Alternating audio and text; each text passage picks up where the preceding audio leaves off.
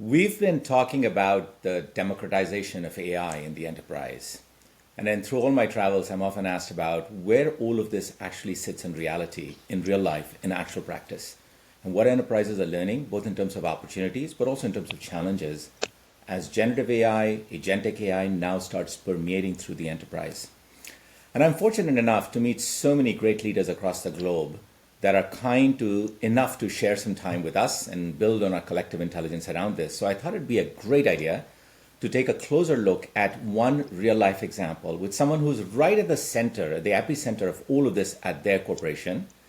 And so to you, welcome to this episode of Digitally. I'm very pleased to introduce you to our guest today, and that is Mind Dijkstra. He's joining us from the Netherlands today. He's CIO at Hunter Douglas, which is a global leader in window coverings and architectural products. Presumably many of you may have experienced their products. And to Mind, thank you for joining us today. Thank you, Sanjay, for having me on. Fantastic. So, Mind, I think the first thing we ought to do is get into your seat. And so, if you will, invite us into your seat, into your office. And really, the best way to do that is give us a sense for your environment. If I were you, what would I see? If I were sitting back and reflecting on your journey, what would I have learned? Where are you in your journey as a corporation? Why is this so important to you? And maybe even bring it to life with an example so we can see what you see. Yeah, let me take you through that. I mean, our AI journey has been quite interesting and excited so far, and really has brought together kind of strong views from the top in the importance that we as a leadership team give on it, but also enthusiasm driven in our business when people have started using these tools. So our AI journey really started in one of our divisions where they had been studying a problem in customer service and customer experience. And they've been trying a variety of different tools around RPA, robotic processing, combined with OCR. And the results had always been somewhat suboptimal. So at the beginning part of 2024, as these technologies became more mainstream, they had a POC with infusing large language models into this problem, and really had outstanding success that was really showing us the art of the possible. So it really allowed us to see how we could apply AI to some like tactical problems that we had been struggling with, and we then realized that we needed to do a significant push on this. So during 2024, we started the deployment of OpenAI Enterprise in our organization, initially just a couple of hundred seats. That escalated pretty quickly as people started using these tools. Wider rollout of ChatGPT, people building bots, and then, general adoption in the enterprise. And now in 2025, the next evolution, where we put dedicated and specialist resources in our AI function and development of AI squad to really focus on tough business Amazing. problems. Amazing. And give us an example, like one of your peers or one of the people in your organization, how are they using it today? Well, I mean, we see all sorts of uses. We see personal productivity cases where we see some great examples of people, for example, structuring it to using it to structure their own workload and prioritization. We see the encouragement from divisional leaders to build divisional bots in how people engage with their function. We see sometimes also tougher problems around data or quantitative challenges that we have where we apply these technologies. So a very broad spectrum of initiatives across the board. We were talking about, when I met you in Amsterdam, we were talking about a finance user in your organization using agentic. Yeah, this is a really great example. So in this journey of giving people open AI, it started off as you kind of would expect, people just using ChatGPT to actually have chats. But we've seen people in our business functions go much further maybe than we had anticipated. So in this case, we have a controller in one of our divisions who has a monthly reconciliation process that he has to do, 120 companies, many different business rules and checks that are being done. and very, very time consuming, and took a long time for us to then do our financial closing processes. So, and fused with the knowledge that was on tap through these tools, our controller then set about writing himself a Python script that fused the business rules with the checks that he was doing, with the data that he was getting. And what used to take him, many, many days of manual reconciliation checks is now a fully automated Python script. And then we saw him even go one step further, that he actually built an interface where the feedback that needed to go to the entity controllers that needed to act on these exceptions were fully automated and driven back out into the business. So That's a use case that went way further maybe than we had anticipated, yeah. and Thank, huge productivity, and really yeah. encouraging to see. And thank you for sharing that, Mind. I just think, well, if I reflect on what you just said, I'll maybe highlight three things that I heard you say, which I think is very representative of what I see across the globe.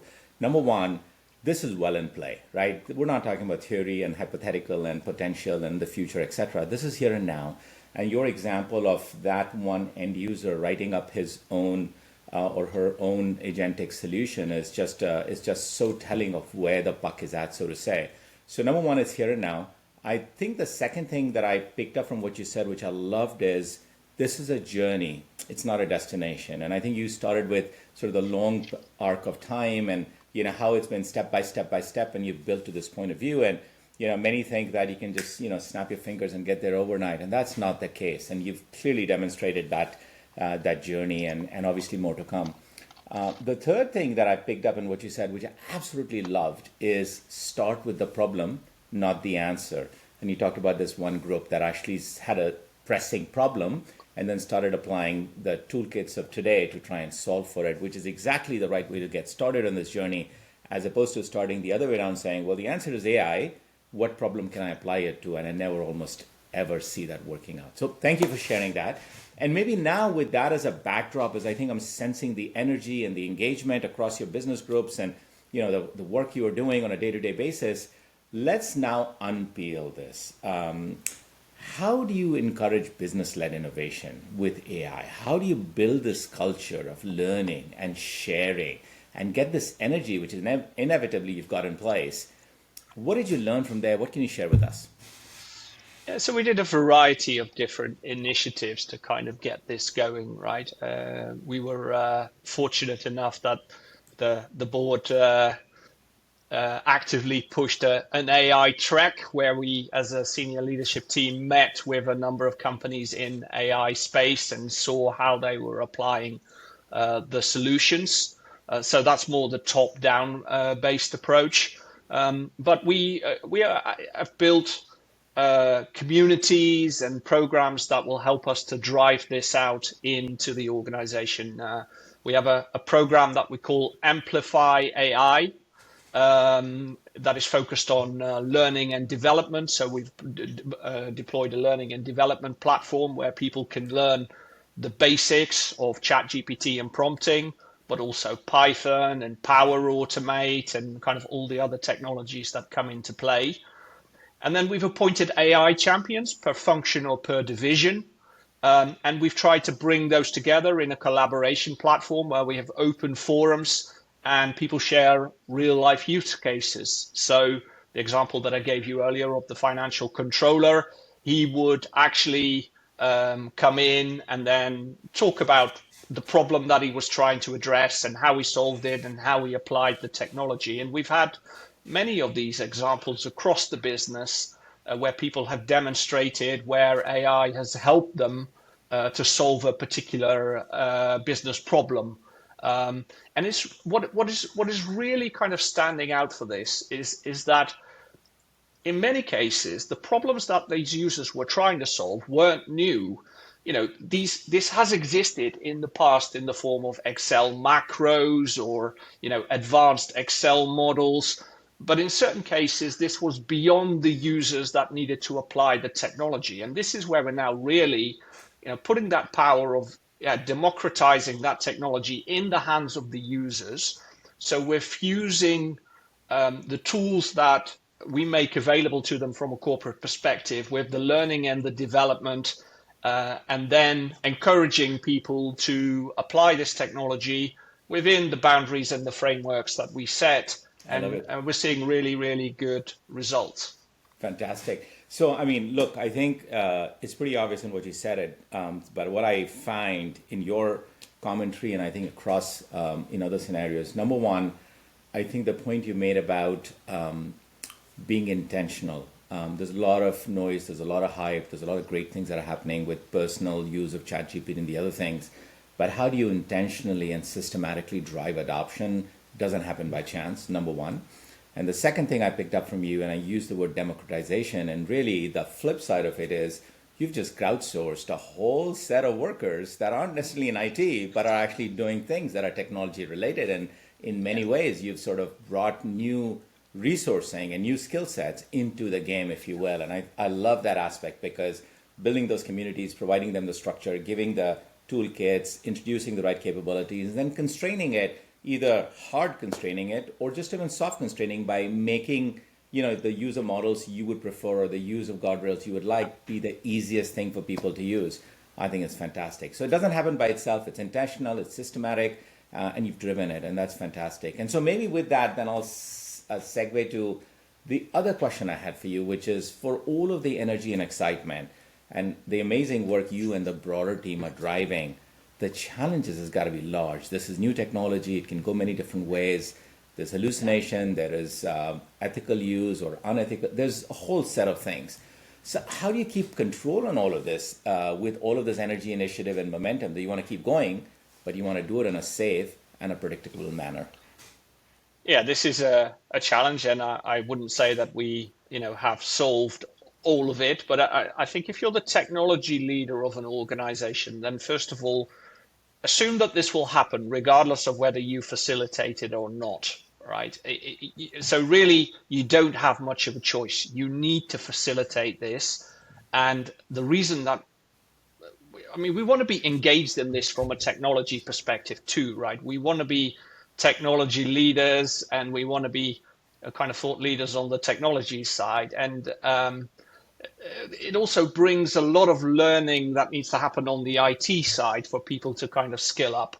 So we are fusing some policy, because I think that is inevitable, education of the user base, and then we try and look at what we need to facilitate from an IT team perspective. So corporately approved platforms, think of an LLM provider with an enterprise agreement, standardization on which integration technology people can use, a bit of containment around which development tools and which development technologies people can use, right? Because if you're not careful, it's very easy for people to spin up new technologies that from a corporate IT perspective, you then have to support.